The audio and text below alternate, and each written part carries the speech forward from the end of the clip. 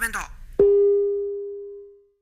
The 2011 Tohoku earthquake and tsunami. The most powerful earthquake ever recorded to have hit Japan, a 9.0 magnitude. Japan moved 2.4 meters closer to North America. This of course triggered a massive tsunami that wrecked the northeastern coastline. Japan was simply not as prepared as they thought they were for such a disaster. If that wasn't bad enough, there was a level 7 nuclear emergency at the Fukushima Daiichi nuclear power plant, comparable to Chernobyl, but I'll specifically cover that in a separate video coming soon, so make sure to subscribe to get that. In this video, it's the earthquake and tsunami, and here's 10 things you didn't know about it.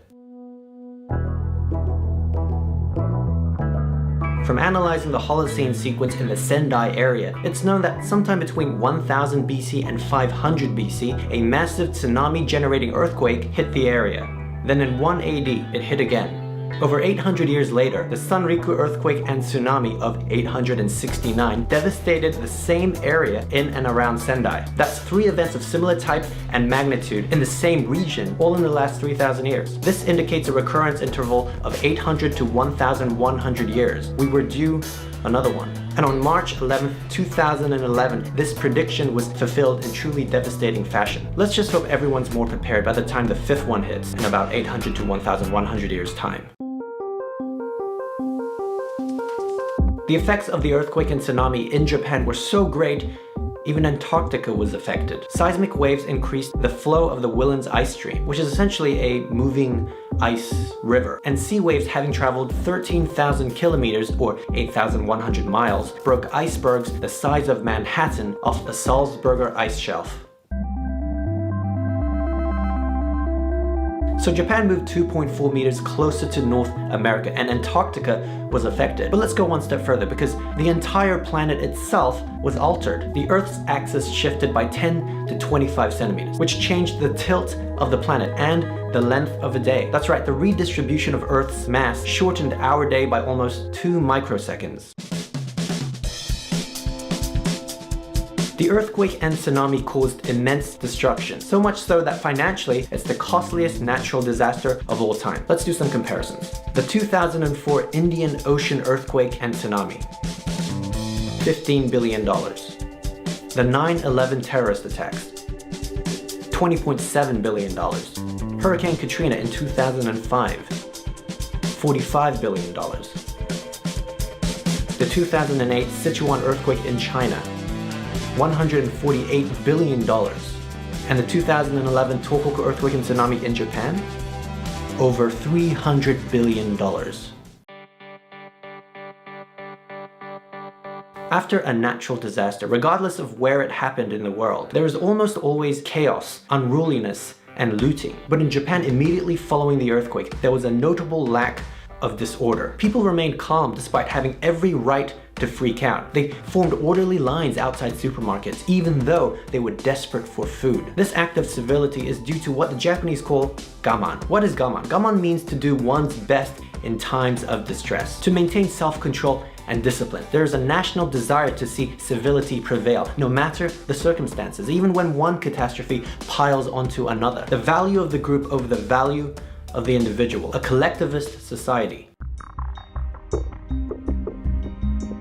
When the disaster hit, obviously the police did their part to maintain the peace, and the gaman attitude of people was surely beneficial. But there was another reason for the lack of chaos. Surprisingly, members of the Yakuza, Japan's organized crime syndicate, helped enforce order on the streets. All 3 major Yakuza crime groups compiled squads to patrol their turf to make sure looting and robbery did not occur. One Yakuza group supposedly shipped over 40 tons of humanitarian aid supplies nationwide. Another group opened its Tokyo offices to displaced individuals, Japanese and foreigners alike, after the public transportation systems failed. One Yakuza boss quoted, "In times of crisis, there are not Yakuza or civilians or foreigners. There are only human beings, and we should help each other."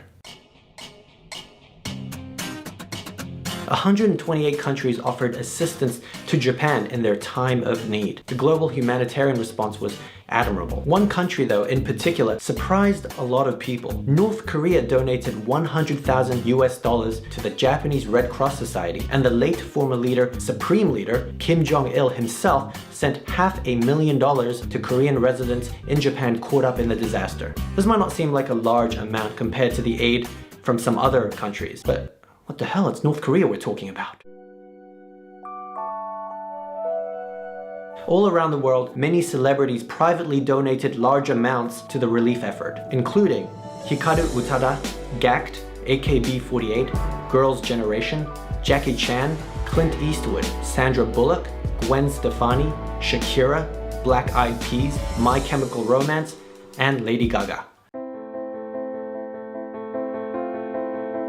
It's been nearly 5 years since the Tohoku earthquake and tsunami hit. About 16,000 people died in the tragedy, with 2,500 people still listed as missing. Understandably, survivors are still finding it hard to cope and are struggling to make sense of it to this very day. Police have received hundreds of reports from people who have apparently seen ghosts in tsunami-devastated towns. They see apparitions where housing units used to be and long phantom queues forming outside former shopping malls. Taxi drivers in particular have reported picking up ghost passengers.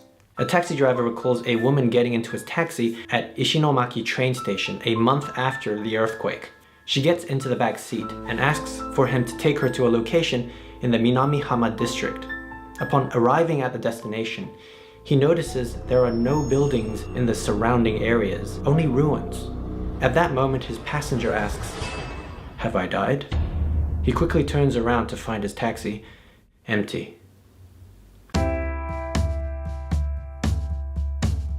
Back on that fateful day, coastal towns were decimated and many lives were lost. However, there was one town that survived despite being situated directly in the path of the tsunami. The town of Fudai lies 510 kilometers or 320 miles north of Tokyo, and it stands as tall as ever, as no homes were swept away that day. In 1896 and 1933, there were massive earthquakes and tsunamis that flattened the area. Many homes were destroyed and lives were taken. Kotaku Wamura, a resident of Fudai, witnessed bodies upon bodies being dug up from the earth in the aftermath. He never forgot what he saw and vowed he would never let it happen again. Later on, Wamura became the mayor of Fudai, and in 1972, he started construction on a 15.5 meter or 51-foot floodgate. This was completed in 1984. The total cost was 3.56 billion yen. Many residents, as well as the village council, felt a floodgate of that size was unnecessary. It was reckless spending from a foolish mayor. However, Wamura insisted that this floodgate would one day save the town and its people. He held that belief till 1997, where he died at the age of 88. On March 11, 2011, the massive tsunami hit, destroying towns along the northeastern coast. Fudai, however, was spared. Wamura's floodgate had prevented much of the water from coming in. He had saved the town that had doubted him. Today, Kotaku Wamura is remembered as a hero, the savior of Fudai. Residents now visit his grave yearly to pay their respects. At his retirement, Wamura stood before the village to bid farewell. He said, "Even if you encounter opposition, have conviction, and finish what you start. In the end, people will understand."